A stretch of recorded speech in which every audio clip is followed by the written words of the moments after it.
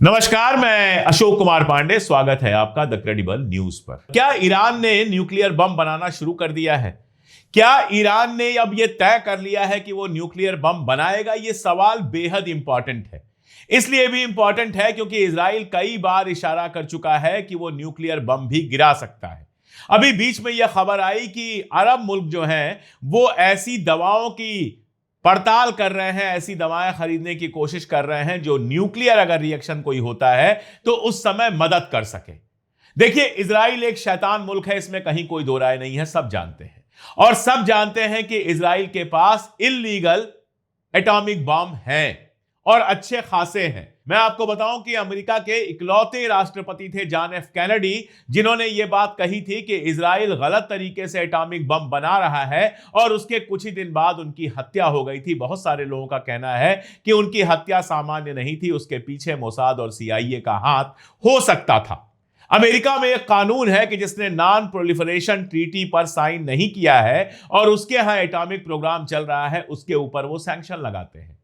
Iran ने sign किया है, इसके बावजूद सैंक्शन है। इजराइल ऐसा मुल्क है जिसने नॉन प्रोलिफरेशन ट्रीटी पर साइन भी नहीं किया है, उसके पास एटॉमिक बम है और अमेरिका ने उसके ऊपर कोई बैन लगाना तो छोड़ दीजिए, लगभग अपनी गोद में लेकर इजराइल को वो पालता है।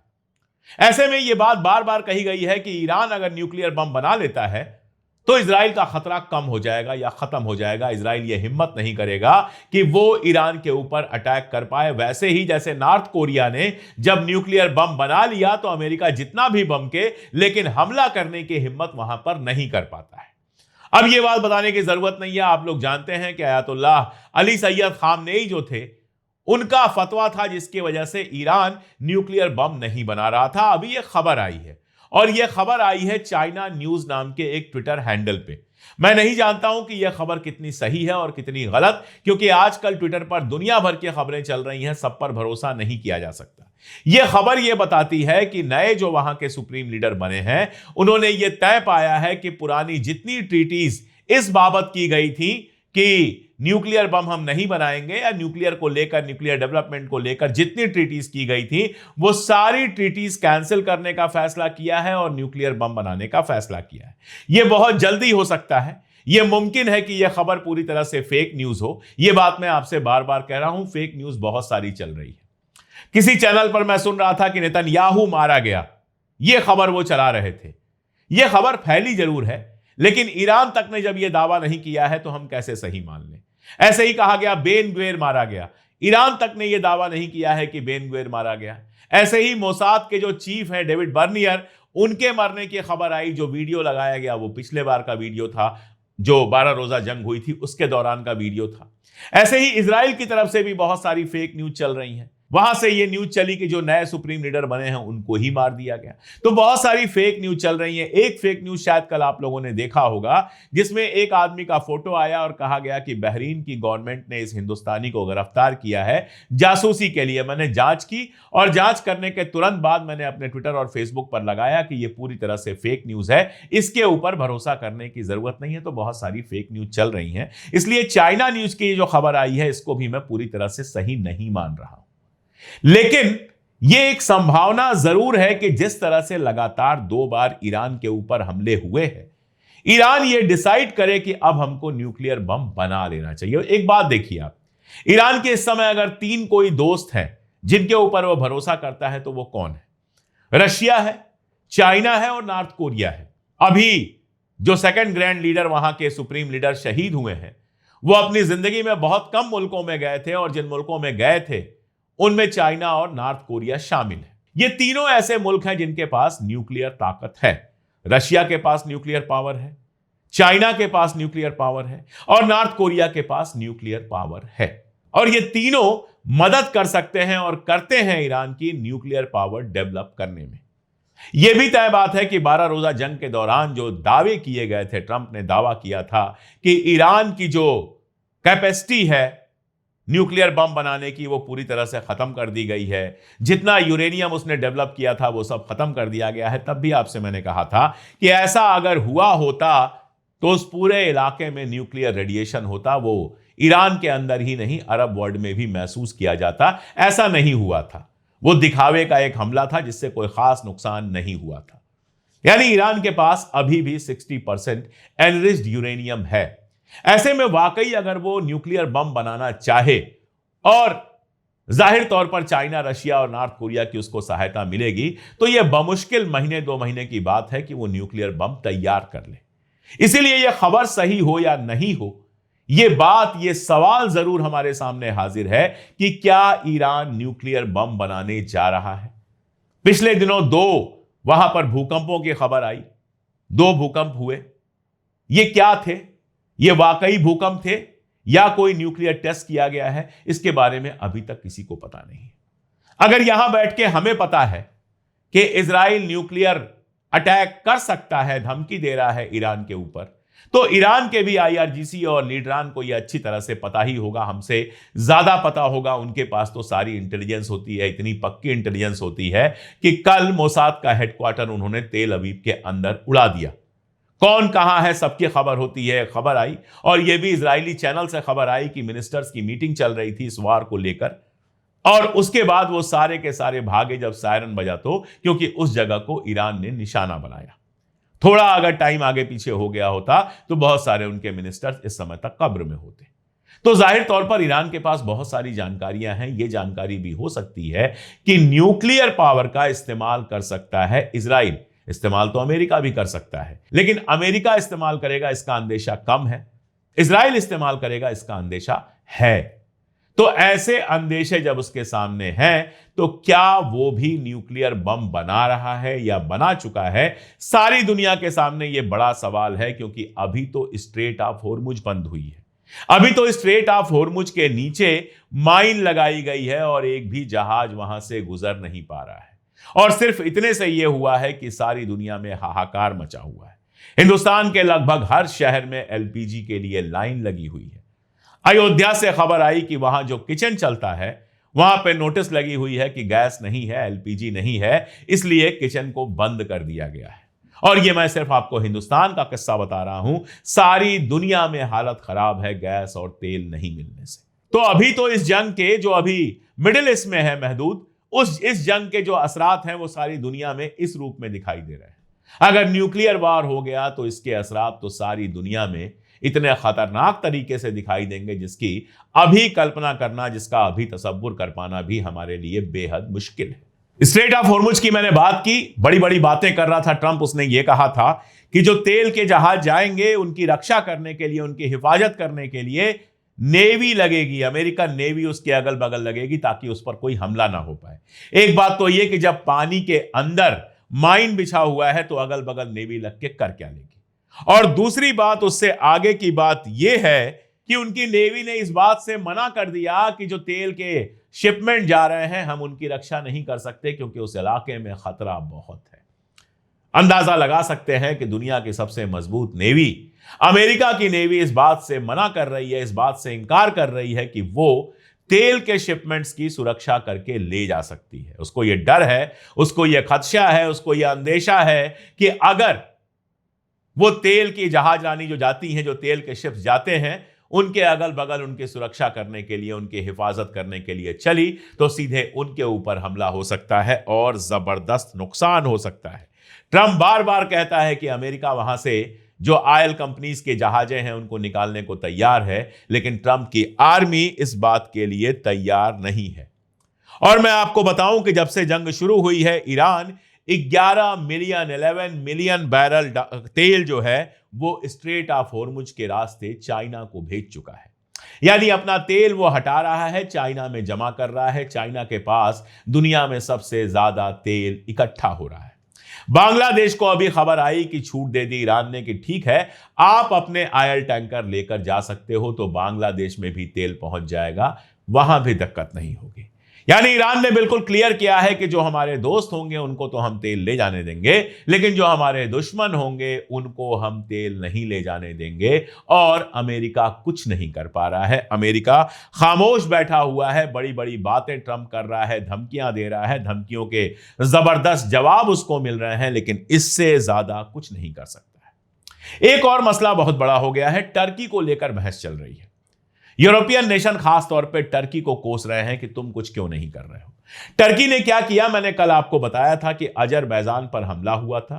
हमला टर्की के अंदर भी हुआ था। ईरान ने बिल्कुल क्लियर किया कि हमने कोई हमला नहीं किया था। अब हालत यह है कि अजरबैजान ईरान में गेहूं से लेकर, दवाओं से लेकर, आटे से लेकर इमदाद के सामान पहुंचा रहा है। यह दोस्त कहां पहुंचाया जा सकता है? यह केवल दोस्त कर सकता है। तो अजरबैजान उस हमले के बावजूद अगर ईरान से दोस्ती कर रहा है, इसका सीधा मतलब है कि अजरबैजान को पूरा भरोसा है कि वो जो मिसाइल गिरी थी वो ईरान ने नहीं भेजी है। नंबर एक। नंबर दो, टर्की ने ईरान के खिलाफ किसी लड़ाई में जाने की बात तो छोड़ दीजिए।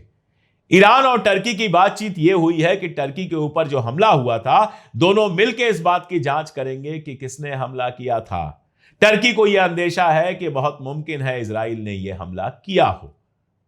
और इजराइल के एक्स प्राइम मिनिस्टर की वो बात याद कीजिए जिसमें उसने कहा था कि ईरान को निपटाने के बाद हम टर्की पर हमला करेंगे, क्योंकि दो ही सबसे मजबूत ताकतें हैं उस इलाके में, या तो ईरान है या टर्की है, जिसके पास बेहद शानदार आर्मी है, जिसके यहां अमेरिका के न्यूक्लियर वॉरहेड्स लगे हुए हैं, और जो एक हिस्टोरिकल कंट्री तो है ही, ऑटोमन साम्राज्य का बेस तो वहीं टर्की में था। तो टर्की इस बात को जानता है कि इजराइल उसको भी बर्दाश्त नहीं करेगा।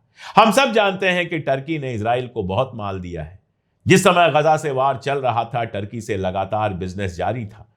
एर्दोगान रोज घोषणा करते थे कि हमने इजराइल के साथ सारी खरीदो फरोख्त बंद कर दी है, सारी तिजारत बंद कर दी है, लेकिन जहाजें दूसरे दूसरे नामों से टर्की से इजराइल में जाती थी। लेकिन अब शायद उनके भी समझ में आ गया है कि ग्रेटर इजराइल टर्की तक भी पहुंच सकता है। अगर ईरान कमजोर हुआ तो टर्की के ऊपर भी हमला हो सकता है। इसीलिए इस बार एर्दोगान बड़े कंट्रोल में है, ज्यादा बयान उनके नहीं आ रहे। उन्होंने इस बात की मजम्मत की कि अमेरिका और इजराइल ने ईरान के ऊपर जिस तरह से हमला किया वो ठीक नहीं था। आयतुल्लाह खामनेई को उन्होंने श्रद्धांजलि दी और इस जंग में ना शामिल होने की बात बहुत साफ की। कहा कि हम ना ईरान के साथ हैं ना इजराइल के साथ हैं, लेकिन अपने जमीन और आसमान का इस्तेमाल ईरान पर हमले के लिए नहीं करने देंगे। यानी टर्की से जो उम्मीद पाली थी इजराइल ने, वो तो कम से कम पूरा नहीं कर रहा है। और यही होशियारी है, क्योंकि यह तय बात है कि जिस दिन ईरान बर्बाद हो गया, अगला नंबर टर्की का आएगा। टर्की ने एक और काम किया है। इन लोगों की प्लानिंग यह थी कि जैसे सीरिया में सैनिक घुसे थे और सीरिया पर कब्जा हो गया था, वैसे ही टर्की के तरफ से कुर्द और बाकी घुसेंगे ईरान के अंदर और ईरान पर कब्जा हो जाएगा। कुर्दों के जिस तरह के बयान आए हैं, बहुत साफ समझ में आ रहा है कि टर्की ने उनको क्लियर किया है कि नहीं, हमारी तरफ से कोई मदद नहीं मिलेगी अगर तुम ईरान के ऊपर हमला करोगे। इसीलिए कुर्द भी खामोश हो गए। और एक और बात है, असल ताकत ईरान की अंदर की ताकत है। बाहर की ताकत तो जो है वो है, लेकिन सबसे ज्यादा उम्मीद टर्की को भी यही थी कि ईरान के अंदर शायद विद्रोह शुरू हो जाए और ऐसे में जो उसका कुर्दों वाला इलाका है वो टर्की के कब्जे में जा सकता है।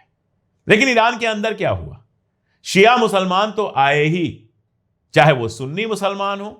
और मैं आपको बताऊं कि ईरान के अंदर जो यहूदी हैं, पूरे मिडिल ईस्ट में सबसे ज्यादा यहूदी अगर इजराइल के बाद कहीं है तो वो ईरान में है। ईरान के यहूदियों की बाकायदा तस्वीरें और वीडियोस आई जिसमें वो ईरान के साथ पूरी तरह से खड़े हैं। तो ईरान के अंदर जिस तरह की एकता थी, ईरान के लोग जिस तरह से साथ खड़े हुए, टर्की से लेकर अरब मुल्कों और इजराइल तक के समझ में आ गया कि ईरान को तोड़ना आसान नहीं है। और शायद यही वजह है कि टर्की ने कोई पक्ष लेने की जगह अलग रहना तय किया और यह भी कहा कि हम अपने ठिकानों का इस्तेमाल ईरान पर हमले के लिए नहीं करने देंगे। बहरीन से एक वीडियो आया है, शायद आपने पहले भी देखा हो। बहरीन के एक जर्नलिस्ट साहब ये वीडियो जारी करते हैं और दिखाते हैं बहरीन में किस तरह की तबाही हुई है। दरअसल ये वीडियो जो हैं, ये भी एक चेतावनी है किसी भी मुल्क के लिए जो आसपास के हैं कि अगर आप ईरान पे हमला करेंगे तो हम किस तरह का हमला करने वाले हैं। हम कतई किसी भी हालत में कोई मरवत नहीं करेंगे, हम पूरी ताकत के साथ हमला करेंगे, चाहे आपका मुल्क कोई सा हो। अब जाके ईरान ने यह कहा है कि अगला हमला जो होने वाला है वो फाइनेंशियल सेक्टर पे होने वाला है, यानी अमेरिकी बैंकों पर होने वाला है, अमेरिकी फाइनेंस इंस्टीट्यूशंस पे होने वाला है। और जनता से कहा है कि इनसे दूर रहें। इसका मतलब क्या है? अमेरिका को फाइनेंशियली तोड़ना चाहता है ईरान। जानता है कि ये जो डेमन है, ये जो शैतान है, इसकी जान जिस तोते में है उसका नाम है पैसा। अमेरिका एक ऐसा समाज है, एक ऐसा देश है जो पैसों के लिए जीता है और पैसों के लिए मरता है। तो अगर फाइनेंशियल इंस्टीट्यूशंस के ऊपर हमला होना शुरू हुआ, डेटा सेंटर तो पहले ही उड़ा चुके हैं, तो अमेरिका की हालत और खराब होगी। अमेरिका और जल्दी जंग खत्म करेगा और अमेरिका ईरान की शर्तें मानने पर मजबूर होगा। और एक और बात है कि अरब मुल्क दोबारा इन सेंटर्स को अपने यहां बनाने से पहले 100 बार सोचेंगे।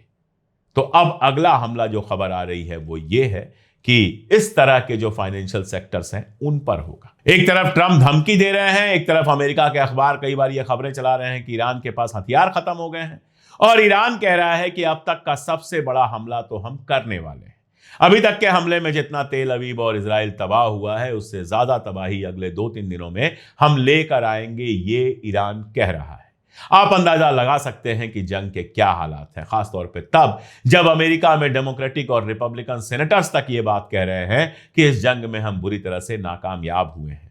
जब इजराइल के अंदर बवाल मचा हुआ है, पूरा इजराइल खाली है, जब इजराइल की सड़कें खाली हैं और इजराइल के बंकरों में, सेंटर्स में लोग घबराए हुए कई कई दिन से बैठे हैं, और इजराइल के नेता कह रहे हैं कि हो सकता है साल भर तक आपको बंकर में ऐसे ही बैठना पड़े, और उधर ईरान की सड़कों पर लाखों लोगों का हुजूम है, ईरान की सड़कों पर जिंदाबाद के नारे लग रहे हैं, और ईरान का रहने वाला हर इंसान शहादत के लिए तैयार बैठा हुआ है, तो आप अंदाज लगा सकते हैं कि किस तरह की ये जंग चल रही है। और यही वजह है कि 10 दिन के अंदर इजराइल और अमेरिका दोनों बैकफुट पर आए हैं, दोनों अब एग्जिट के रास्ते तलाश रहे हैं कि कैसे इसमें से बाहर निकले। हालांकि कुछ भी होगा, ट्रंप यही कहेगा हम जीते, लेकिन कौन जीत रहा है, कौन हार रहा है, ये दुनिया भी देख रही है और आप भी अच्छी तरह से देख रहे हैं। हम अपनी तरफ से कोशिश कर रहे हैं कि जितने अपडेट्स हो सकें आप तक लेकर आए। कभी 3 वीडियोस हम करते हैं, कभी 2 वीडियोस करते हैं, जैसी भी जरूरत होती है। और साथ में हमारी कोशिश ये भी होती है कि जो फेक न्यूज ट्विटर वगैरह पर फैला हुआ है उसके बारे में भी आपको बताएं, ताकि गलत खबरें जो आप तक पहुंच रही हैं वो ना पहुंचे। तो हम अपना काम कर रहे हैं, आप भी अपना काम कीजिए। चैनल को अगर अब तक सब्सक्राइब नहीं किया है तो सब्सक्राइब कर लीजिए, और अगर हमारी ताकत बनना चाहते हैं तो हमारी मेंबरशिप ले लीजिए। स्क्रीन पर जो QR कोड है या फिर जो हमारा डिस्क्रिप्शन है, जो हमारा पिन कमेंट है, उसमें जो लिंक दिया हुआ है, जहां से आपको बेहतर लगे आप हमारी मेंबरशिप ले सकते हैं, सुपर थैंक दे सकते हैं, अपनी मोहब्बत हमारे लिए दिखा सकते हैं, क्योंकि वही हमारी ताकत है जिसके दम पर बिना डरे, बिना झुके और बिना रुके हम लगातार सच बोलते रहते हैं। आज के लिए इतना ही, बहुत शुक्रिया।